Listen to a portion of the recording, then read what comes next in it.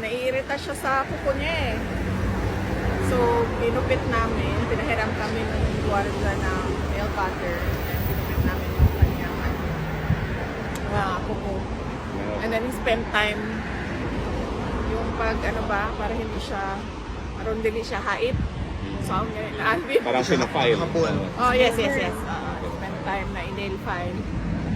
And then, sabi ko nga, he's not in the mood. Nagbigay na siya ng kanyang mga huling habilin. Sabi niya, kung saan daw siya mamatay, doon daw siya i-cremate. Okay, so sabi niya, Kapalungkot naman yan. Oo. sabi niya, kung mamatay daw siya dito sa Netherlands, wag na daw iuwi yung kanyang katawan sa Pilipinas. Ipa-cremate lang daw siya dito. Yung ashes na lang daw yung iuwi. Yun yung kanyang And then, sabi ko, i-discuss na lang natin sa susunod kasi hindi ako pro-cremation. Hindi ako pro-cremation.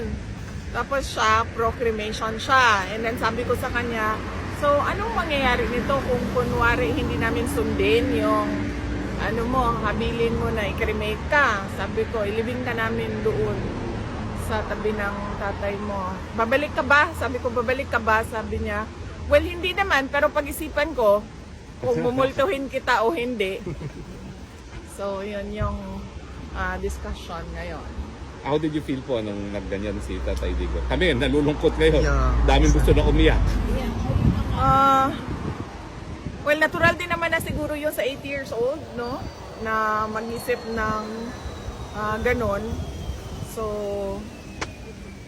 and mabuti na rin yun na alam nating lahat kung ano yung kanyang last wishes para magagawa yun kapag nangyari na.